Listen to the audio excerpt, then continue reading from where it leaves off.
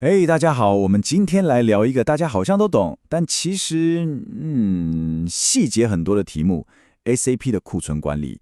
你可能会想啊，库存嘛，不就是东西从这里搬到那里，记一下就好了吗？但相信我，事情如果这么简单，我们今天就不用聊了。它背后的故事其实比你想的要精彩得多。对啊，一般我们想到库存，最直接的画面就是这样嘛，对不对？货从供应商那边进到我们公司的仓库，或者从仓库的 A 货架搬到 B 货架，听起来就是个很单纯的物理移动，很直观。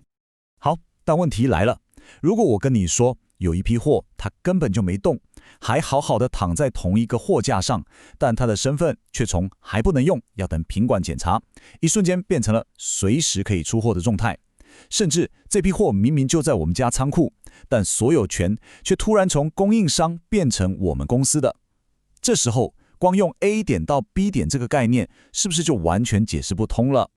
没错，为了解决这个问题 ，SAP 就用了一个更聪明的概念来定义库存的变化。这也就是我们今天要解锁的第一把，也是最关键的一把钥匙。在 SAP 的世界里啊，移动这两个字格局要放大一点，它不只是指东西真的在跑，而是指任何会影响库存数量或身份的一个事件。所以实体的搬运当然算是一种移动，但更重要的是那些货没动，但它的状态、它的所有权变了，这些看不见的变化也通通都算是一种移动事件。那系统要怎么知道发生了什么事呢？很简单 ，SAP 给每一个这样的事件都安上了一个独一无二的代号，一个3位数的代码。这个代码就叫做移动类型。所以不管是收货、发料、验货还是报废，每一个动作都有它专属的代码。你可能会想，哇，干嘛搞这么复杂？每个动作都要一个代码。其实它最重要的任务就是这一句话讲的，用来告诉系统这笔交易到底需不需要去动到公司的账，也就是说，要不要开一张会计传票。你想想，这直接就跟钱有关啦，所以当然要定义得清清楚楚。好了，所以我们现在知道了移动类型这个代码告诉我们发生了什么事。但你觉得光靠这个就够了吗？一笔库存交易的完整故事真的就这么简单吗？还差得远呢。来，接下来才是重头戏。想真正看懂 SAP 的库存世界，移动类型只是第一把钥匙。要打开整座宝库，你手上必须要有3把钥匙才行。没错，你没看错，就是3把。这3个栏位就像一个团队，他们要一起合作，才能完美的定义出任何一笔库存交易的真实样貌，一个都不能少。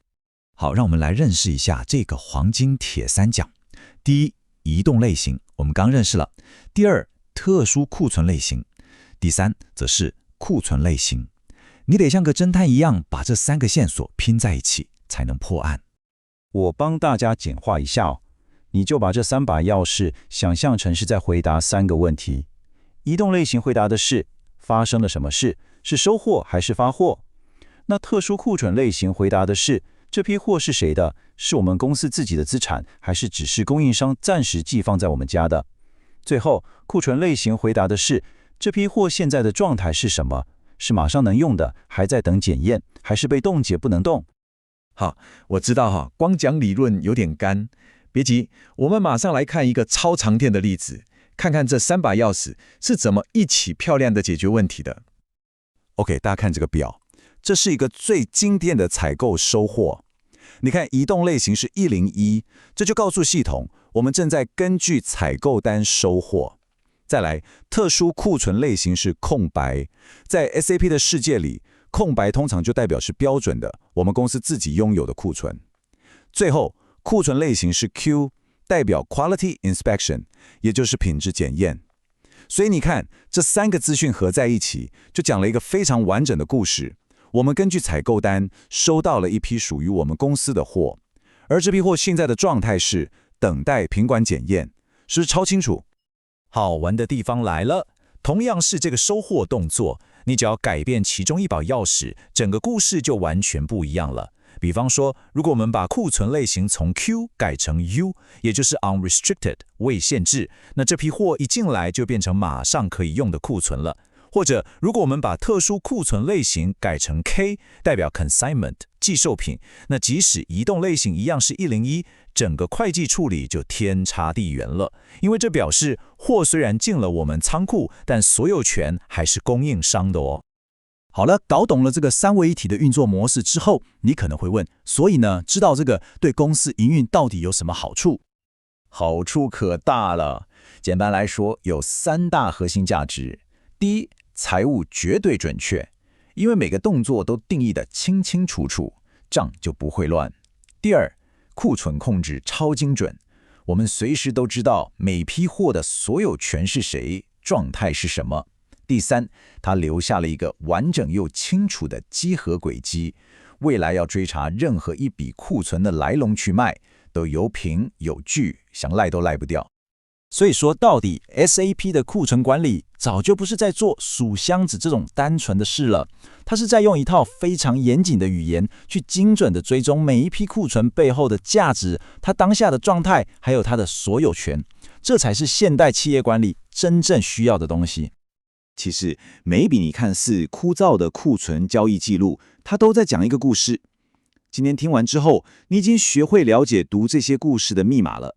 现在换你了，回去看看你们公司的系统数据，试着用这3把钥匙去解读一下，里面到底还藏了多少你以前从来没有发现过的有趣的故事呢？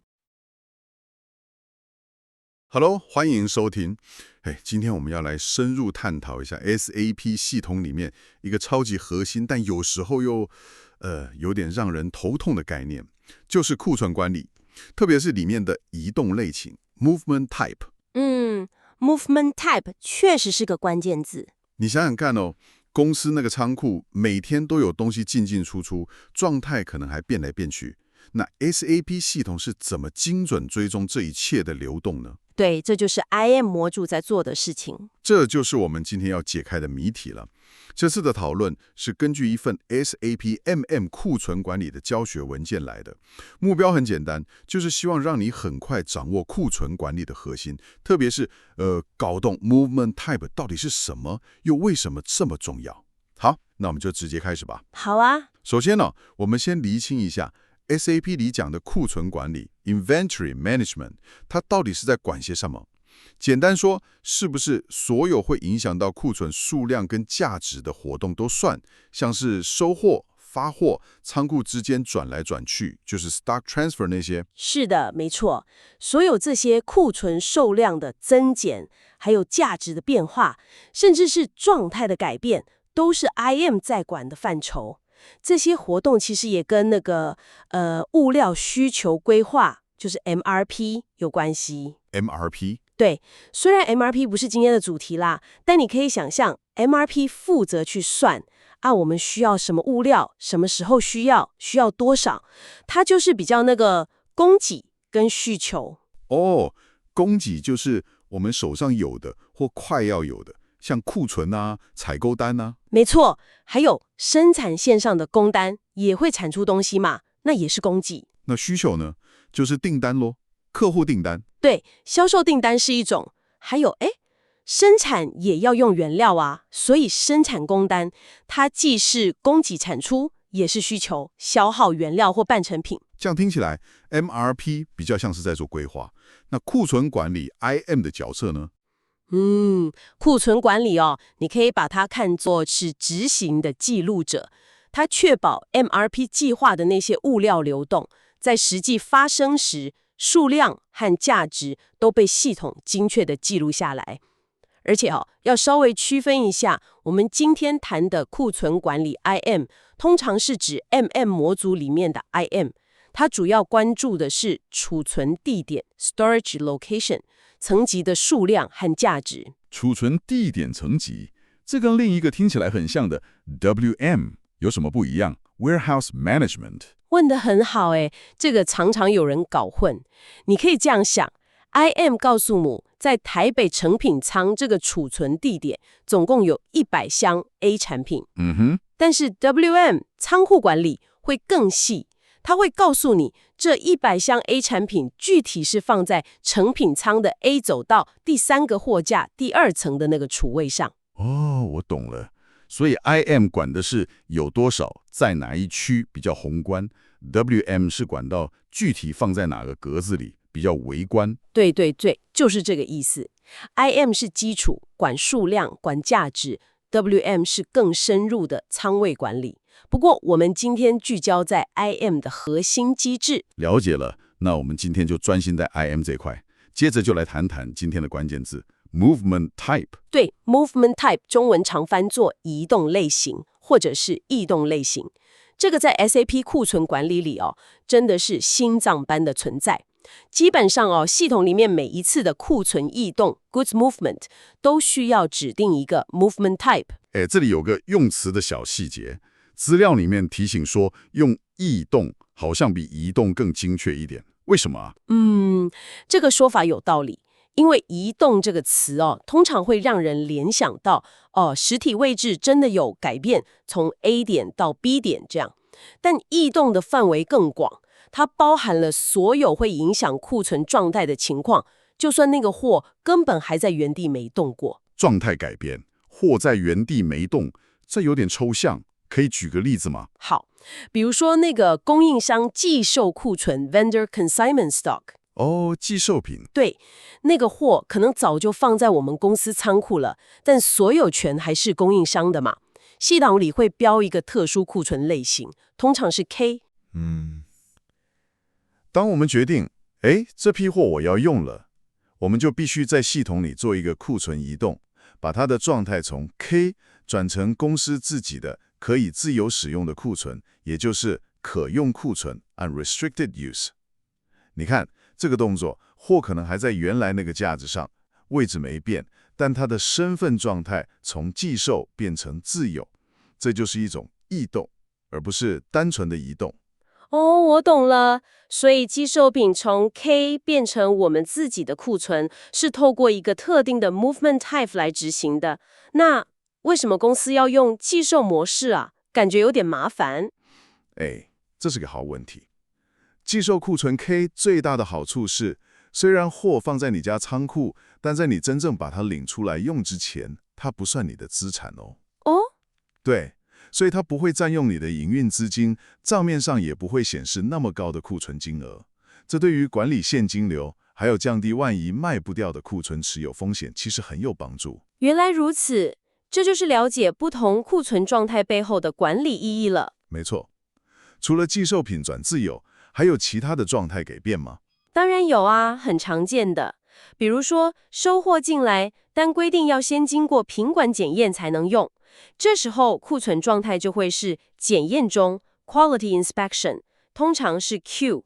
等检验合格了，又要透过另一个 movement type 把它从 Q 转成可用库存。或者如果收到的货有问题，或是暂时因为某些原因不能用，可能就会把它转成冻结库存 （blocked stock）， 可能是 S。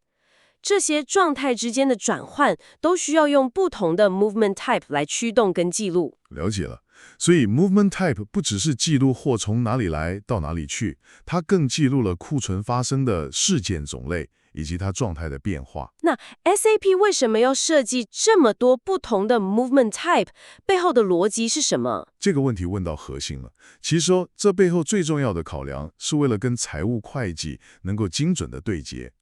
Movement type 最核心的功能就是决定这一次的库存移动需不需要产生会计凭证 （accounting document）， 还有如果要产生，那借贷方科目该是什么啊？所以关键是跟钱的记录有关。正是如此，你想想看，采购、收货、入库，公司的库存资产是不是增加了？这一定要记到财务账上嘛，对不对？对。那领料去生产或是出货给客户，库存资产减少了，可能变成生产成本或销货成本增加了，这也要记账。但是如果只是把货从仓库的 A 储存地点移到同一个工厂的 B 储存地点，假设都在同一个工厂，评价方式也一样，总价值其实没变，那这种异动可能就不需要产生会计分录。Movement type 就是那个像是一个控制阀，告诉系统这一笔异动的财务影响是什么，要不要动到会计账。所以说，不同的业务情境，比如采购收货、生产领料、销售出货、报废处理、盘点调整，这些在 SAP 眼里都是不同的事件。然后每个事件都有一个对应的 movement type， 这个 type 就决定了账要怎么记。对，你可以这样理解，每一个 movement type 都绑定了一套规则，这一套规则定义了这笔异动。第一，数量会怎么变，增加或减少；第二，会影响到哪个库存状态，可用、检验、冻结等等；第三，也是最重要的，会不会触发会计记账？如果要记账，那借方是什么科目，贷方是什么科目？这样听起来 movement type 好像蛮重要的。不过我看我们手上的资料啊，他说好像光看 movement type 还不够，要完整定义一个库存异动事件，通常要看3个栏位。没错，说得很对。要更精确地描述一个库存异动事件，通常是3个资讯的组合。只看 movement type 有时候会不够完整。好，那第一个栏位当然就是我们一直在讲的 movement type 本身。比如说标准的采购单收货，最常见的就是101。是的，101是个代表性的例子。但同样是101收货，收进来的东西，它的身份可能不一样。这就带出了第2个重要栏位 Special Stock Type 特殊库存类型。这个栏位就是用来标示这批库存的特殊属性，或者它的所有权归属。它常常会跟采购单或销售订单里面的那个项目类别有关联。就像我们刚刚聊到的那个供应商寄售品 K。正是。如果这次收货收的是供应商寄售的货品，那即使 movement type 是101或者其他收货类型，这个 special stock type 栏位就会显示 K。这个 K 就等于给系统一个信号，注意，虽然收货数量增加了，但这个资产暂时还不是我们公司的哦。所以在这个时间点，系统就不会产生增加公司资产的会计分录。哦，要等到之后做那个寄售品转自由库存的异动时，才会真的记到资产账上。没错，只有在那个转换的瞬间，通常是另一个 movement type 才会触发会计记账，借库存、贷应付账款或者其他科目。了解，所以 Special Stock Type 是用来区分所有权或特殊用途的。那第3个栏位是什么？第3个栏位是 Stock Type 库存类型。这个决定了这次异动是影响哪一种状态的库存数量，或者说收货之后这批货要归入哪种状态。这个我们前面好像有提到，就是那个可用、检验中、冻结这些吗？对，就是那些。最常见的就是 unrestricted use 不限制使用，也就是我们说的可用库存。在系统里，它通常是用空白或者有时候会显示 U。这种状态的货就是可以马上领用或出货的。另外还有 quality inspection 检验中库存，通常是 Q， 表示货收进来了，但要先经过品管检查，合格了才能变成可用。还有一个是冻结。对 blocked stock 冻结库存，可能是 S， 表示货虽然收进来了，但因为某些原因，例如品质有疑虑或者客户退货待处理等等，暂时不能使用。所以要完整理解一笔库存异动到底发生了什么事，就要看这3个栏位的组合 ：Movement Type plus Special Stock Type plus Stock Type。完全正确，这个组合才是一个完整的试卷定义。比如说 MVT 101 plus Special Stock 空白 plus Stock Type 空白 U， 代表是标准采购收货直接入到可用库存，这会增加可用库存数量，同时触发会计记账，借库存贷 GRIR。MVT 101 plus Special Stock K plus Stock Type 空 UIT 等于代表是寄售采购收货入到寄售的可用库存，这会增加寄售库存数量，但因为是 K， 所以不触发公司资产增加的会计记账。哦，这样就很清楚了。对，这个组合决定了库存数量的增减发生在哪种特殊库存、哪种状态上，以及最重要的，会不会产生会计凭证，还有对应的会计科目是什么。这就是 SAP 能够精确管理库存的基石。了解了这些背后的概念，那我们来看看实际操作面吧。在 SAP 里面，最常处理这些库存异动的那个交易码就是 MIGO， 对不对？是的 ，MIGO， 这可以说是最常用的 IM 交易码了。它功能蛮强大的，大部分的收货、发货、转仓等等的库存异动，都可以在 MIGO 这支程式里面完成。那我们用 MIGO 收货当例子好了。操作的时候通常是进去 MIGO， 然后选择要做什么动作，比如收货 Goods Received， 然后要选择是参考什么文件来收货。最常见的就是参考采购单 Purchase Order， 对吧？对，参考采购单是最普遍的。你选好动作是收货，参考文件是采购单，然后输入那个采购单的号码。输入之后，系统通常就会自动带出采购单里面的项目、物料、预计收货数量，还有预设的 movement type。像标准收货，它可能就自动带出101。系统会带出来。那我们使用者要做什么？使用者通常需要确认或输入实际收到的数量。还有，选择要把这批货收到哪个储存地点，系统可能也会显示供应商是谁啊、物料描述等等资讯，让你核对。好，资料都确认没问题了，就按下那个 POS 或过账的按钮。这时候系统会做什么事？是产生2份文件吗？主要是会产生一笔物料凭证 （Material Document），这是库存异动的最重要的记录。每笔物料凭证都有一个唯一的号码，你可以事后用这个号码去查询。凭证里面会详细记载是谁在什么时间对哪个物料在哪个工厂和储存地点做了什么动作，也就是哪个 movement type， 数量是多少，参考了哪个采购单号等等。这是库存账的明细记录。这是物料凭证记录库存的变化。那如果这个 movement type 加上特殊库存跟库存状态的组合，设定是要影响会计的呢？这个时候，系统在产生物料凭证的同时，还会自动产生另外一笔叫做会计凭证 （accounting document）。这笔会计凭证就是记录这次库存异动对公司财务总账的影响，也就是说，它会产生实际的会计分录。就像资料里面提到的例子，如果是标准收货 MVT 101，那产生的会计凭证可能就是借记库存这个资产科目，然后代记一个叫做 GIR 的科目吗？对，很可能就是这样的分录，借库存资产增加，代 GIR 账户。这个 GIR 科目全名是 Goods Receipt Invoice Receipt， 它是做什么用的啊？听起来有点特别。GIR 它是一个，你可以想成是一个暂记科目，或者叫清理科目。它的主要用途是在收到货 Goods Receipt 跟收到供应商发票 Invoice Receipt 这2个相关但可能不同时间发生的事件之间做一个暂时的匹配跟冲销。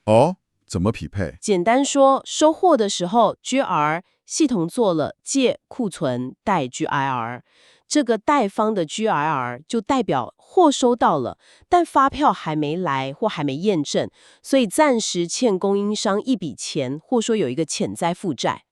然后等到之后财务部门收到供应商寄来的发票，并且在系统里做发票验证的时候，系统就会做借 GIR 代应付账款。你看这个 GIR 科目一代一借就被冲销掉了，这样可以确保公司的应付账款记录是准确的，而且也能追踪哪些货收了但发票还没到，或是发票到了但跟收货数量有差异。哇，原来是这样运作的，是一个过渡账户，用来确保账务的清晰跟应付款的准确性，蛮聪明的设计。对，这是 SAP 财务跟物料模组整合的一个重要机制。这里也牵涉到底层的一个重要设定，叫做库存评价层级 （Stock Valuation Level）。这个又是什么？听起来很专业。这个设定是决定公司对物料成本的计算要算到哪个层级，有2种选择，一种是在公司代码层级评价，另一种是在比较细的工厂 plant 层级评价。公司层级跟工厂层级，这会有什么差别？差别在于，如果选择在公司代码层级评价，那表示同一个物料在公司底下所有不同工厂，比如台北厂、高雄厂的成本价都会是一样的。全公司统一价。对，但如果选择在工厂层级评价，那同一个物料在台北厂的成本价跟在高雄厂的成本价就可以不一样，可能是因为运费不同、采购条件不同等等原因。这会有什么实际影响吗？成本价不一样。最直接的影响之一就是做跨工厂的库存转移，例如用 Movement Type 301的时候，如果你是在工厂层级评价，那把货从成本比较低的台北厂转到成本比较高雄厂，即使总数量没变，但因为两个厂的价值不同，这个转移动作就可能需要产生会计凭证来反映价值的转移。但如果是在公司层级评价，因为所有工厂成本都一样，那跨工厂转储通常就只是数量的移动，不会产生会计影响。了解。那这个评价层级是可以随便改的吗？不行哦，这个设定通常在 SAP 系统导入的初期就要决定好，一旦设定下去，并且系统有交易资料了，基本上就不能再改了，因为它会影响到所有库存的价值计算和历史资料，改动的影响非常非常大。原来如此，这个设定还蛮根本的。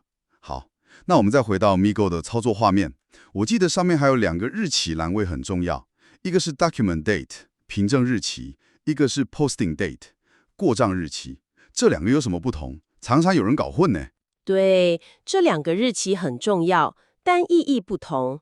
Document Date 凭证日期通常是指相关原始文件上面的日期，比如说供应商送货单 Delivery Note DN 上印的日期，或者是你实际在系统输入这张单据的日期。它比较像是一个参考资讯，记录原始事件可能发生的日期。那 Posting Date 过账日期呢？哪一个比较重要？ Posting Date 过账日期才是真正影响会计的日期，它决定了这笔库存异动要算在哪一个会计期间的账上。哦，所以 Posting Date 决定它是算在9月的账还是10月的账。没错，比如说月底9月30号收到一批货，送货单上的日期是930，这可能就是 Document Date， 但仓库人员可能因为忙碌或其他原因，拖到10月1号才在系统里做 MIGO 收货过账。如果他 Posting Date 输入1001，那么这笔库存数量的增加，还有对应的 GRIR 金额，就会记录在10月份的账上，而不是9月份。哇，那这个就很重要嘞。尤其对财务月底结账，还有计算那个供应商付款条件的起算日，影响很大哎。完全正确。比如说，付款条件是货到30天付款，这个货到的起算日，通常就是依据系统里的 Posting Date 来计算的。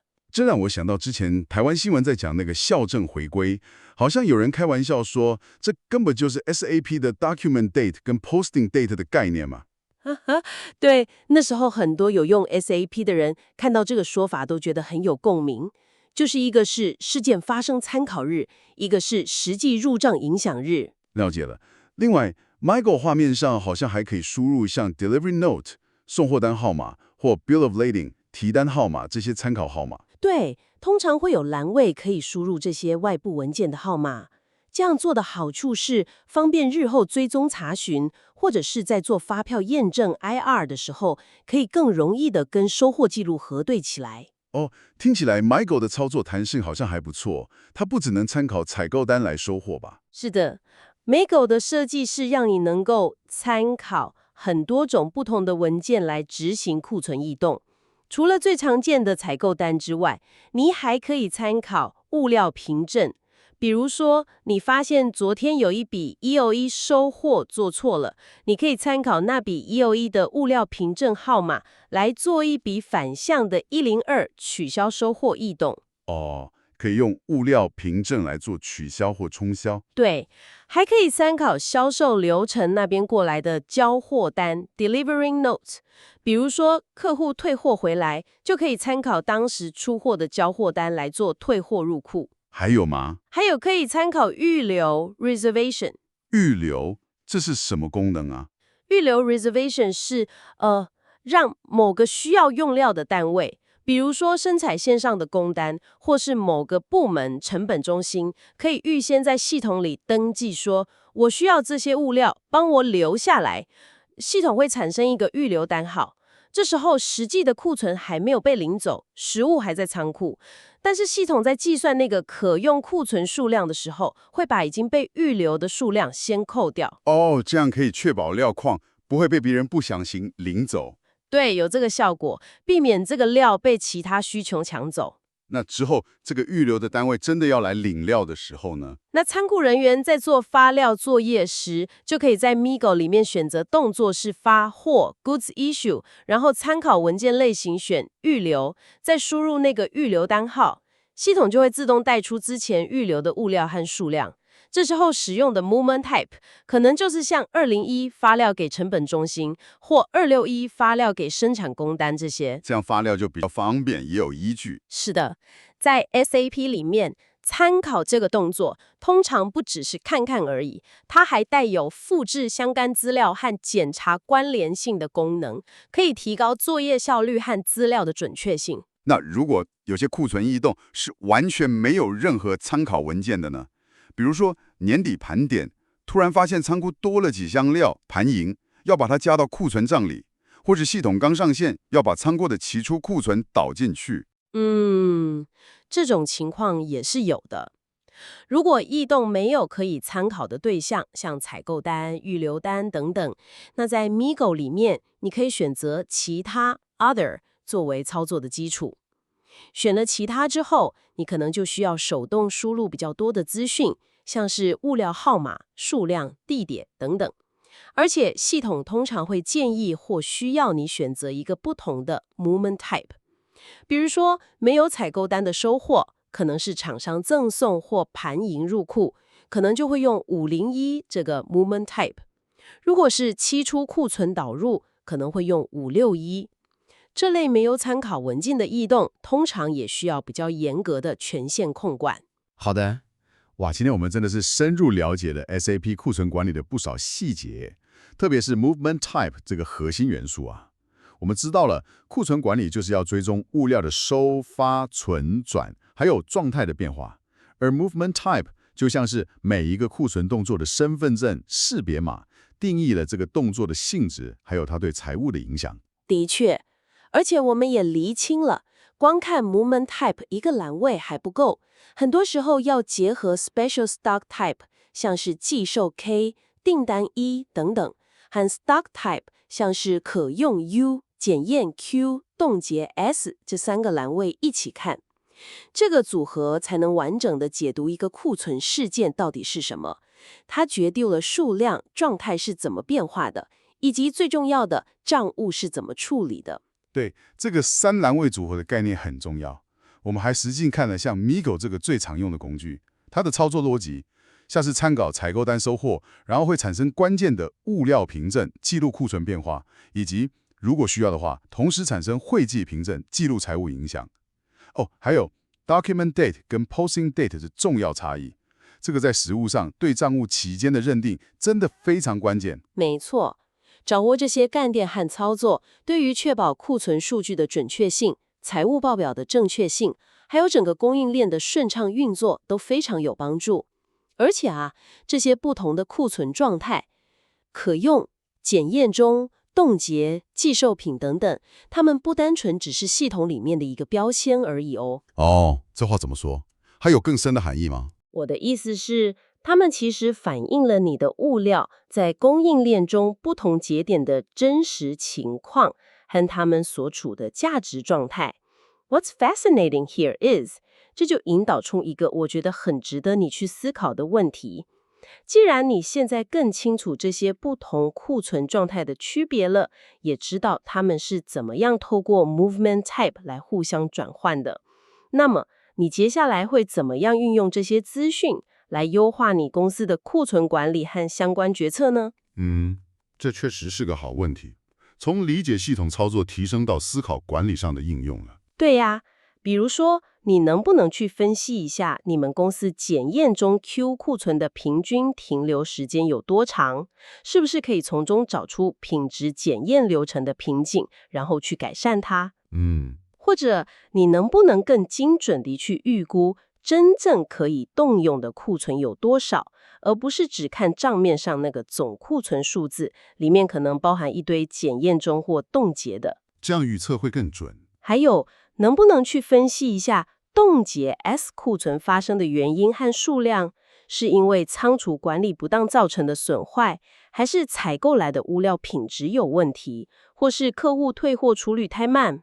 找出原因才能治本嘛。对，甚至你能不能更策略性地去运用像寄售 K 这样的库存模式，来改善公司的现金流和降低风险？思考这些问题，才能真正把我们今天讨论的这些系统知识，转化成实际的、能够带来效益的管理行动。哇，这真的是非常有启发性的提问。不只是学会怎么用系统，还要思考怎么用系统的资讯来做得更好。希望今天的讨论能够帮助你更深入地理解 SAP 库存管理，特别是 Movement Type 的运作，并且开始思考如何将这些知识应用在你的工作当中。非常感谢你的收听，我们下次再见。下次见。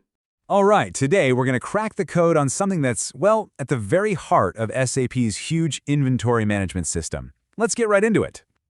I mean, seriously, just try to picture it. For a huge global company, you've got millions of items, things, flying around every single second.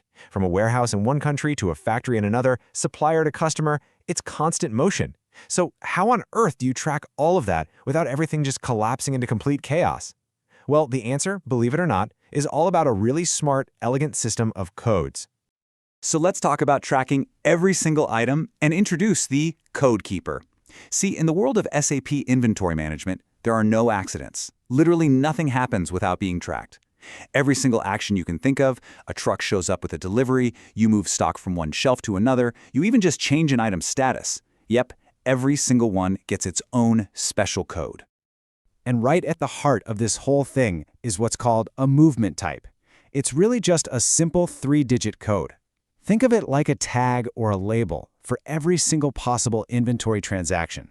Or, as the folks who wrote the book on this call it, every single event.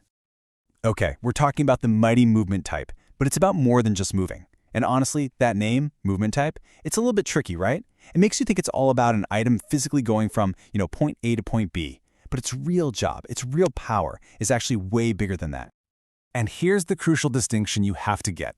Sure, a movement type can be for a physical move, taking a part from this bin and putting it in that bin. That's the easy part.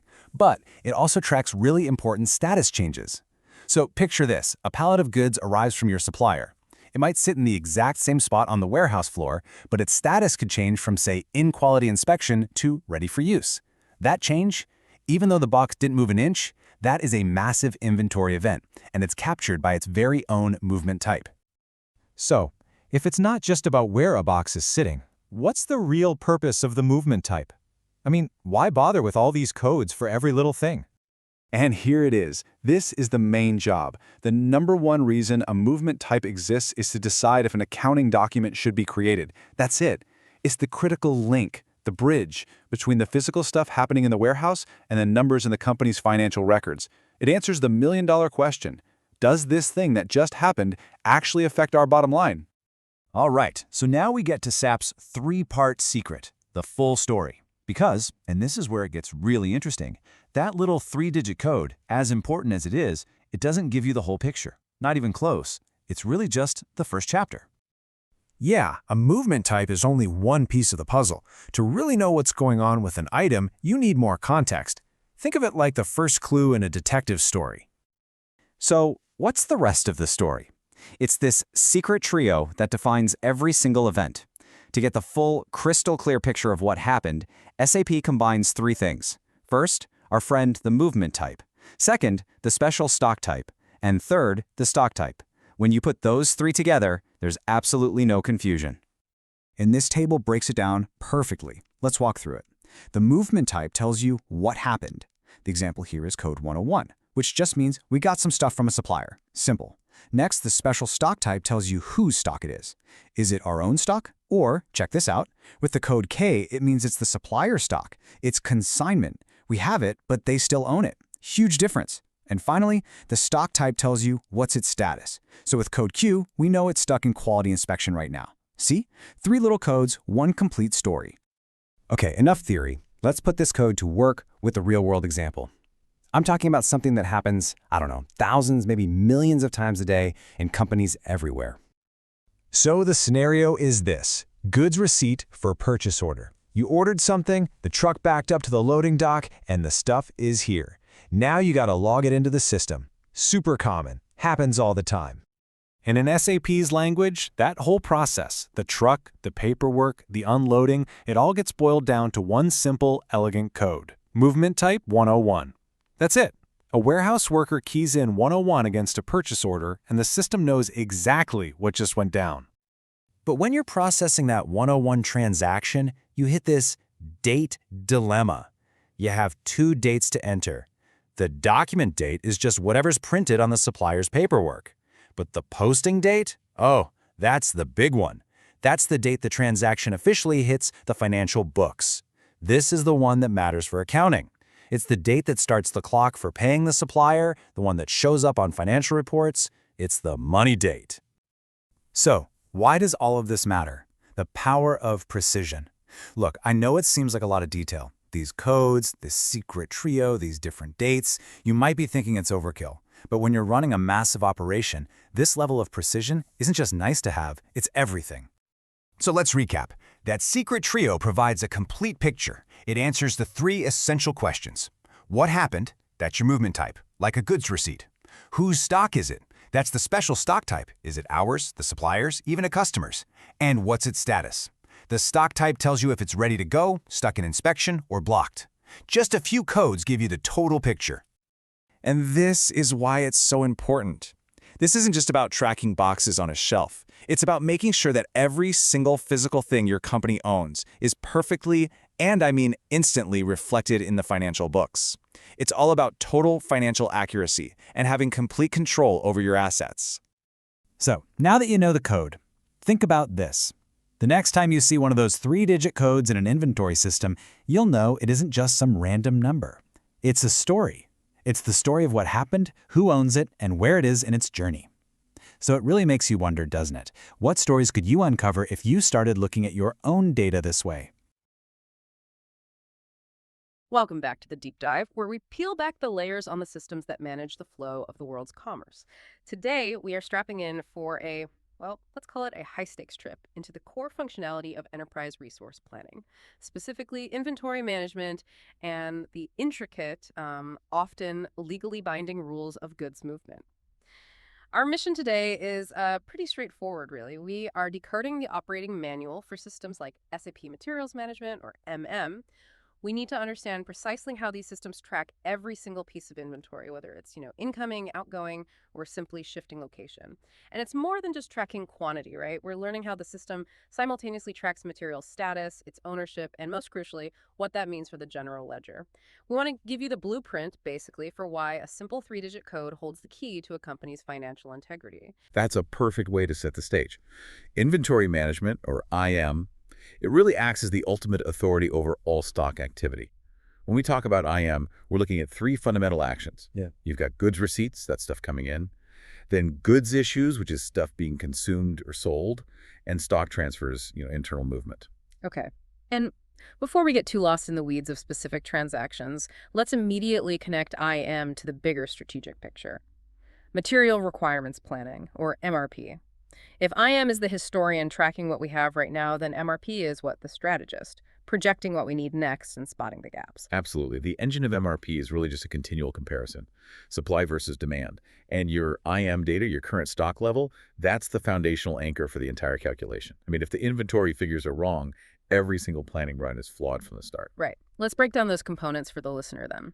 When MRP looks at the supply side, what are the key factors our sources point to? Supply is layered.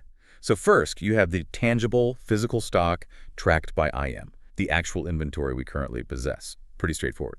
Second, you've got the expected future deliveries, meaning active procurement like issued purchase orders.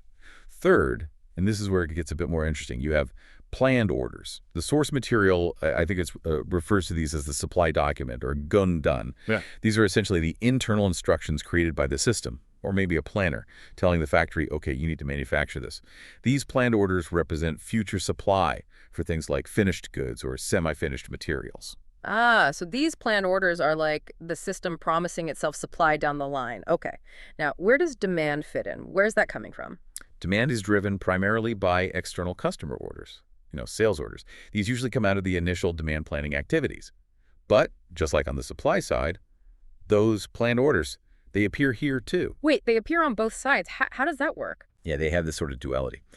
Before a planned order becomes future supply, say, a finished product, it acts as immediate demand for the raw materials or components needed to produce it. For example, if you plan to make 100 finished widgets, the planned order itself demands the 500 screws and 100 casings required right now to kick off production. So it's a unique item. You have to manage it carefully because it simultaneously signals a future increase in inventory and a current decrease in components. That complexity really underscores why accurate inventory figures are just non-negotiable. Okay, let's shift gears slightly and address a foundational structural separation that honestly often confuses people new to these complex ERP environments. The difference between MMIM and warehouse management, or WM. Yes, this is a critical separation. It's really about value versus location. MM, the inventory management layer, handles the financial truth, the overall quantities, the stock ownership, the accounting logic. Think of it as the financial flat plane of what the company actually owns.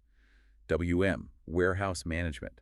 That focuses purely on the granular physical location details. It's the system that tells the forklift operator exactly where to find the material. That function of locating the specific bin or shelf, sometimes called Zenio-Gezi in the source. Okay, so IM tells the CEO, we have $5 million worth of material X. And WM tells the warehouse manager, right, the material X is spread across aisles 5, 6, and 12, specifically in bin C45, something like that. Exactly. And the vital takeaway here is the hierarchy. The physical processes managed by WM, like, say, moving a pallet from one bin to another, they're always constrained by and totally reliant upon the foundational data and ownership logic defined back in the MM layer. You absolutely must have a financial record of ownership before you can start worrying about which specific corner of the building it occupies. All right, let's dive into the real beating heart of inventory tracking, that 3-digit code known as the movement type. If you touch logistics in a major enterprise system, this code basically governs your life. Why is it so central? Why is it the nervous system for system logistics? Because it's the system's way of categorizing and really codifying intent. Every single goods movement action, without exception, must be classified by a movement type. But we need to immediately address a common misinterpretation, which the source material actually does quite beautifully by differentiating two key terms. In English, we often just say movement. Right, but the sources emphasize we should be thinking less about simple relocation. I think the term was yidong, just moving a box from A to B, and more about an inventory change or event yidong. Is that correct? Precisely. Relocation is just a physical location change. The event or change is anything that alters the status of the stock, and that definition is broad. It covers physical relocation, sure, but critically, it also includes changes in ownership, legal liability, or even just its usability. Okay, this is where we get to the real insight, I think. How can stock change status and trigger one of these movement type events without physically moving? This feels like the core aha moment for understanding system logistics. Let's use the ownership example first. Imagine you have something called vendor consignment stock. The system usually designates this with a special stock type K. Now, this material is physically sitting in your warehouse, but your supplier still legally owns it. If your production line needs that material, you execute a specific transaction to take ownership. What happens? The material changes status from K, consignment, to U, unrestricted use, meaning it's now company-owned and available. But the box is still on the same shelf. It hasn't moved an inch. Exactly. Yet, a movement type event, and often a significant one, is triggered. Why? Because the financial liability has instantly shifted. It's now on your company's books. You now owe the supplier money for it. That's a complete change in legal and financial status with zero physical motion involved. Wow, okay. And the quality inspection example is similar, right? A raw material arrives, it gets labeled Q for quality inspection. It sits in the inspection area. When it passes, what happens then? It shifts status again. It goes from Q to U, unrestricted use. The material might physically stay in the receiving bay for the rest of the day, maybe even longer, but the system has recorded a movement type event the moment it passed inspection. That means the quantity has now been released into the company's available supply pool. It becomes available for MRP to see and plan against, and for production to reserve. The movement type is the trigger, the mechanism that signals this crucial shift in usability. Okay, so if the movement type defines the category of change receipt, issue, internal transfer, status shift, what's its overarching single most important function? Why does defining this matter so intensely? The movement type's singular most critical purpose is accounting integration. That's it. It acts like the main switchboard that determines whether the action requires the system to generate an accounting document. The source refers to this as a chuanpiao, which is essentially a journal entry. So it's the financial gatekeeper. Precisely. If the movement type is configured to have a financial impact, if material value moves from one account to another, if inventory becomes an expense, or if an asset value increases, the system automatically creates that financial document. But if the movement type represents, say, a purely internal administrative transfer, like moving stock between two storage locations within the same plant that share the same valuation account, then no accounting document is needed. The movement type prevents potentially millions of unnecessary duplicate entries while ensuring every single financially relevant event is captured. It's incredibly efficient. Got it. And let's just clarify the sequence here. We have the transaction and the event. What's the difference? Good point. The transaction is the user action. The physical execution in the system, like inputting a goods receipt and referencing a purchase order, that's the doing part. The event is the resulting codified change linked to that action. And that's what the movement type defines. So the action of receiving goods against a purchase order might default to movement type 101.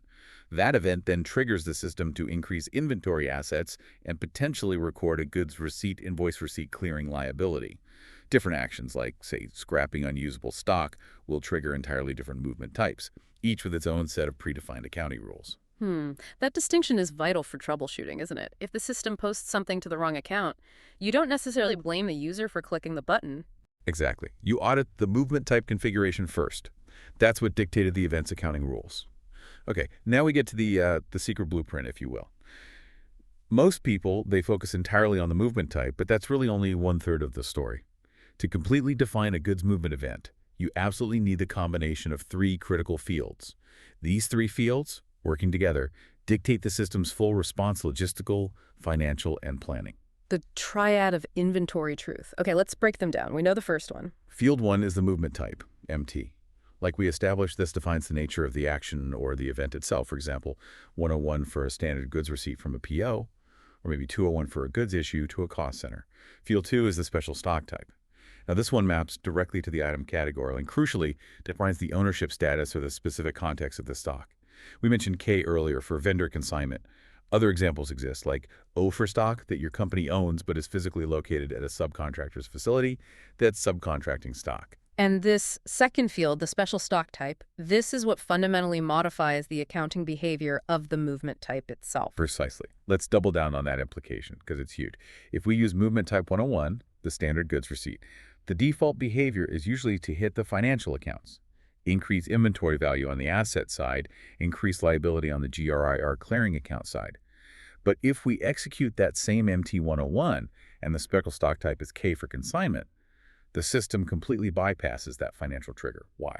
Because the ownership hasn't actually transferred yet. The receipt is purely logistical at that point. Wow, that's a massive exception to the standard rule for a 101. It is.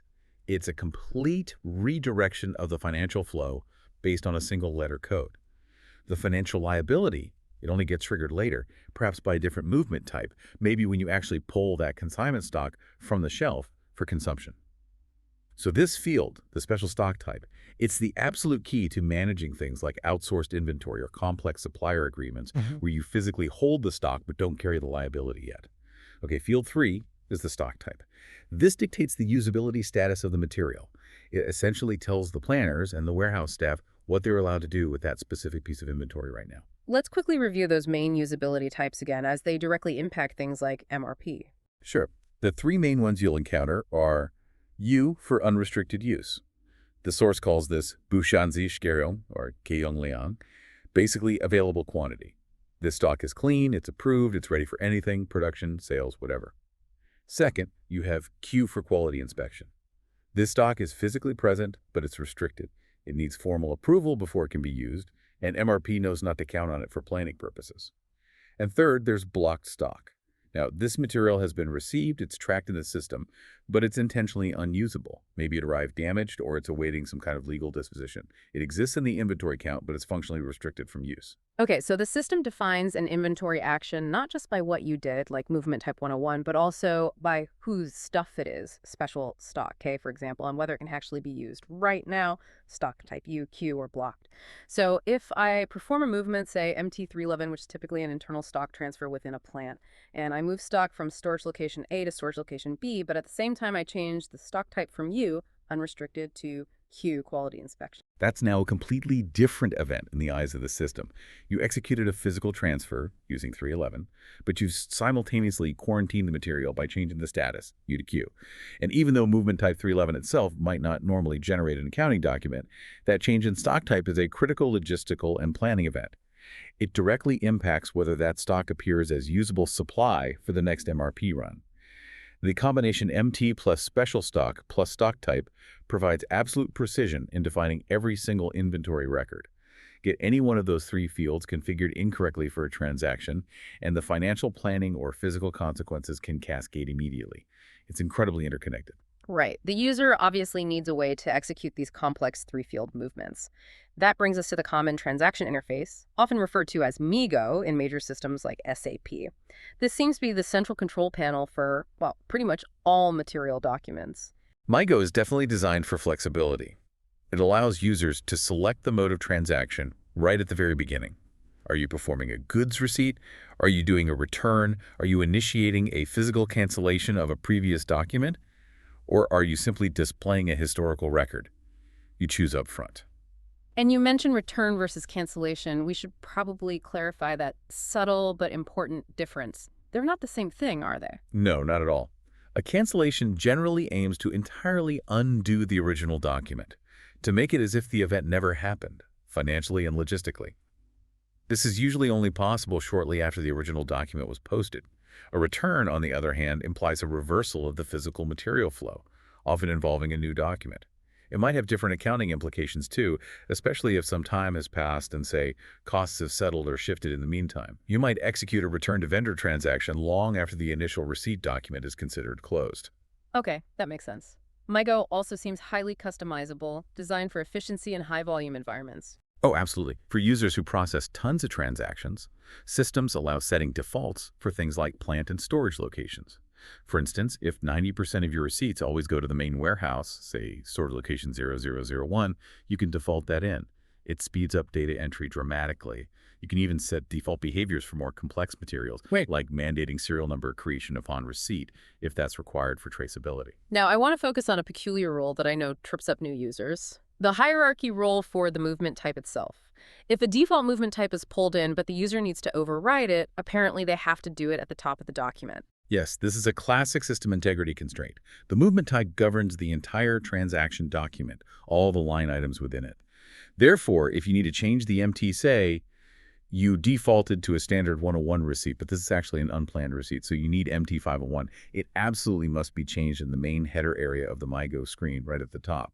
If a user tries to change the movement type down in the individual item detail lines below, the system will just ignore it. The header dictates the fundamental rules for every line item included in that posting. Okay, good to know. Now let's pivot to probably the most critical area in terms of potential fraud or just simple costly errors, the two date fields. The difference between the document day and the posting day seems like a major source of financial control and potential headaches. It's absolutely non-negotiable for accounting purposes. You have the document day, or document date, which is really more of an administrative date. It tracks when the external paperwork was created, like the date printed on the supplier's delivery note. Or sometimes it's just the calendar date the user physically entered the data into MIGO. It serves primarily as a chronological record, a timestamp for the paperwork. And then the truly powerful date, the one that really matters financially, is the posting day. Yes, the posting day, or posting date. The source referred to it as Li Zhong Ri Qi, which translates roughly to account establishment date. This is the date that controls the financial ledger, period. This date determines when the transaction legally and financially hits your company's books. And why is the posting day the king of dates here? What does it drive? Because it triggers basically every downstream financial mechanism. It dictates which accounting period the expense or the asset increase falls into. That's huge for monthly reporting. Crucially, especially for supplier relationships, it dictates payment terms. If your contract says payment due 30 days after goods receipt, that 30-day clock starts ticking on the posting day, regardless of when the document was physically entered, the document day. It is the exact moment the financial liability is officially incurred on your books. I remember reading about that anecdote, the correction regression joke, Xiaozheng Wigri. It sounds like it perfectly encapsulates the power and maybe the potential manipulation of the posting day. It seems like the kind of dark humor only ERP users would truly appreciate. It's definitely a joke rooted in reality. That term, correction regression, gained some notoriety elsewhere in the context of, well, backdating public statistics. But within the world of ERP, it describes that exact mechanism, intentionally setting the posting date to retroactively alter the financial record. Let's say a shipment physically arrived on the very last day of September. That's your document day. But the user was swamped and didn't actually process the receipt in MIGO until October 5th. They then set the posting day back to September 30th. They were performing an immediate, and in this case likely legitimate, regression. They were ensuring the liability is recorded in the correct month, the month the goods were physically received, even though the system entry happened later. This control mechanism is essential for accurate period end closing, but obviously requires strict auditing to prevent misuse. Makes sense. So, beyond just the purchase order number, what other external documents do we typically need to reference when we're executing a goods receipt in MIGO? You generally must reference some kind of external paperwork to prove the transaction actually happened outside your system's bubble. The primary reference is usually the delivered note, DN, provided by the supplier along with the goods. For international shipments or large bulk shipments, the bill of lading, BL or TDON, is often required. Sometimes it's called the ship bill or water bill. That BL is essentially the legal title to the goods, and you usually need to present it to customs to even retrieve the cargo. These external document numbers provide the necessary paper trail for verification later, especially during invoice matching. And when a system like SAP defines the act of reference for these documents, our sources emphasize it's far more involved than just jotting down a number in a field. That's exactly right. SAP's concept of reference is quite powerful. It means copy, check, plus link. When you reference a PO in MIGO, the system often copies relevant data fields from the PO, like quantity, material description. It then checks that the data you're entering matches or is within tolerance of the original document. And finally, it establishes a rigid, traceable link in the database. So if you look at that goods receipt document years down the line, you can instantly trace back exactly which purchase order it came from, which delivery note was associated, and which financial accounting document was generated. Right. It creates an audit trail.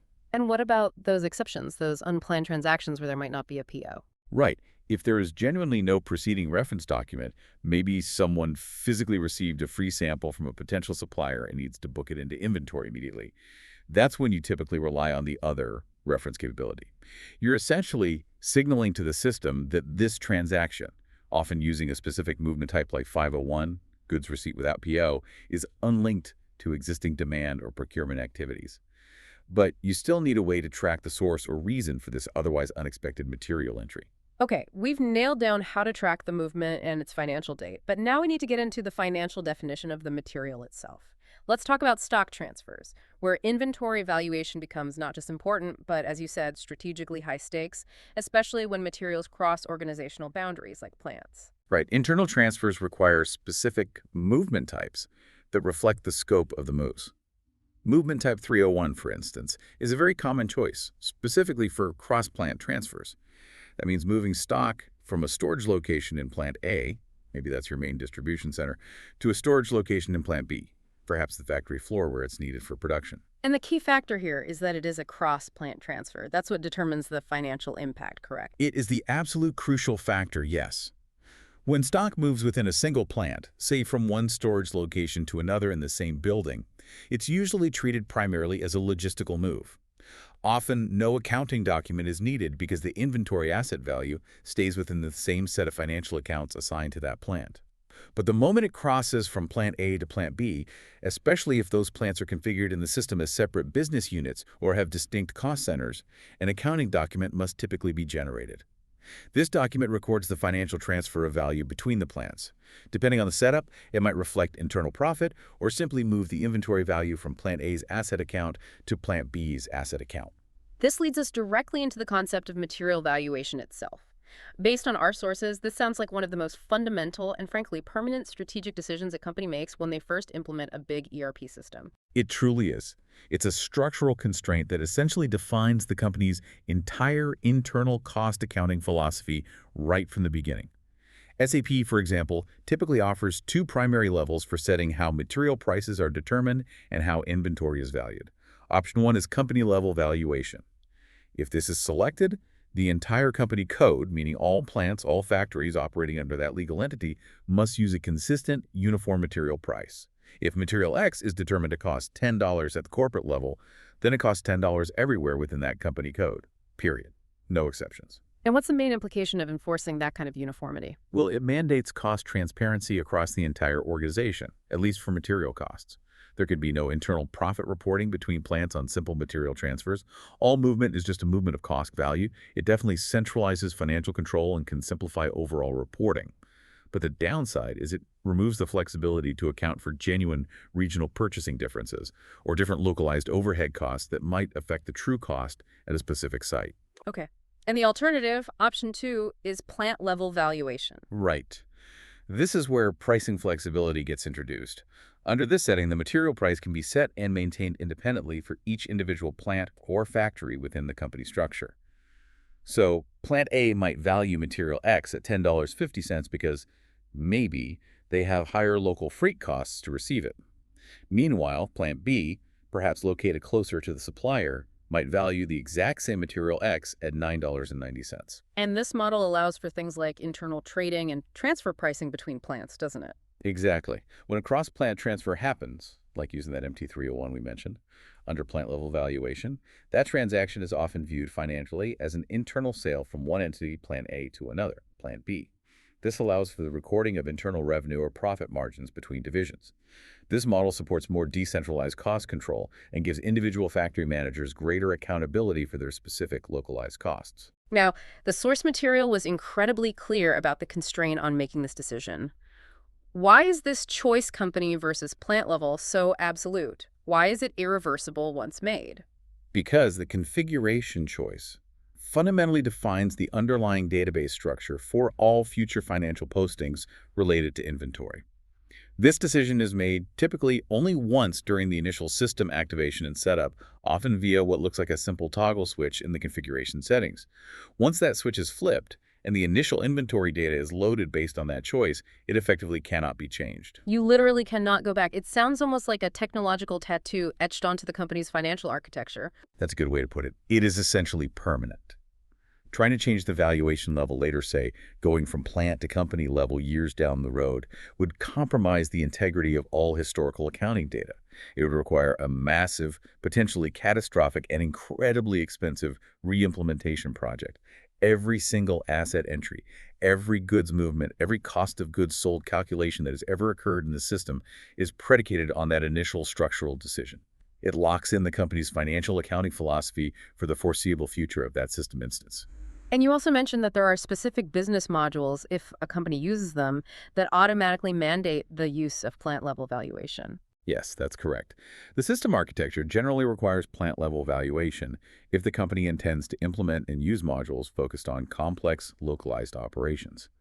Specifically, this applies to production planning, PP, plant maintenance, PM, or the retail industry solution. And this requirement makes perfect sense when you think about it. Retail environments, for example, absolutely must track inventory costs and value right down to the individual store or regional warehouse level. This necessitates flexible, localized pricing and valuation, which only plant-level valuation can provide. Okay, we've covered the execution of movements, the critical dates, and those huge permanent structural decisions around valuation. Let's move to another key inventory planning mechanism now, the reservation. How does a reservation function within this whole system architecture? A reservation is, fundamentally, an internal signal of future demand. You could think of it as a soft commitment or an earmark. The user creates it by specifying the material they need, the exact quantity they intend to use, say, reserving 50 units for an upcoming production order, and importantly, identifying the consuming entity.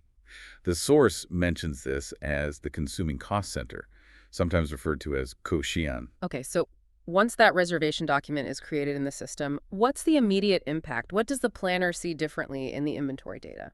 A reservation document number is generated. And if you then look at the material stock overview, maybe using a transaction like MMBE or something similar, you will clearly see the reserved quantity listed out separately. The system now knows those specific 50 units are essentially spoken for by that reservation. But, and this feels like the crucial distinction again, does creating the reservation physically move the stock or financially change the inventory account value? Absolutely not. This is a very common point of confusion. Creating a reservation does not trigger any physical removal of stock from the shelf, nor does it change the overall available quantity reflected in the main inventory GL account. Those 50 reserved units still technically reside in the unrestricted use stock category from an accounting perspective. The reservation is purely a planning tool. It earmarks the stock, but it doesn't execute the financial liability change or the physical consumption yet. Okay, so if I have, say, 500 units of something in stock and I create a reservation for 100 units for a specific project, my actual available inventory quantity in the general ledger remains 500. That's exactly correct. The system maintains that 500 quantity for strict accounting purposes. However, the planning views, like the stock overview screen or the MRP lists, will show something like 500 total, 100 reserved, 400 available for planning. So the reservation effectively signals that anticipated demand to the planning engine, allowing MRP to make more accurate future plans based on the truly uncommitted stock. It prevents someone else from inadvertently grabbing those 100 units without triggering some kind of flag or warning, but it requires no immediate accounting action. Right, so if the reservation is just the preparatory step, the signal, what's the action required to actually consume the material, to take it off the books and physically remove it from inventory? To transition from that planning signal to the physical and financial reality, a separate goods issue transaction must be performed. The warehouse staff needs to physically go out, pick the material, and then execute the goods issue transaction in the system. And critically, they should reference the original reservation document number you created earlier. This links the consumption back to the plan. That actual consumption uses a specific goods issue movement type, often something like 201, for a general consumption against a cost center, and that is the trigger that finally removes the material quantity from the inventory count and generates the necessary accounting document to record the expense. Got it. So the reservation manages the future demand. It sort of creates the path. And then the goods issue transaction provides the actual execution using the appropriate movement type to finalize the consumption and handle the associated financial write-off. Two distinct steps linked together, serving one overall logistical intent. Exactly. Reservation is the plan, goods issue is the execution. Hashtag tag outro. Well, we have definitely completed a deep dive today into the operational engine room of enterprise logistics. We learned that every single inventory change isn't just about moving boxes, but is defined by a precise, codified movement type.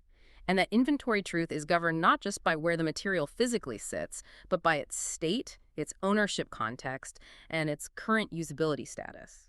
Yeah, and we established that the combination of those three critical fields, the movement type, defining the event, the special stock type, giving the ownership context, and the stock type, determining the usability status, that combination forms the unshakable blueprint for every single transaction. It ensures that every movement is instantly linked to its correct logistical and financial consequence. And perhaps the most impactful insight, for me at least, was realizing the sheer power, the permanence of some of those initial system configuration choices. We talked about material valuation. That single, initial, seemingly simple, and yet completely unchangeable toggle switch that forces a company to choose right at the start between centralized company-level costing and flexible, decentralized, plant-level pricing. That technical decision, often made relatively quickly during a system implementation project years or even decades ago, it permanently dictates the internal economic relationship between all of a company's various business units within that system.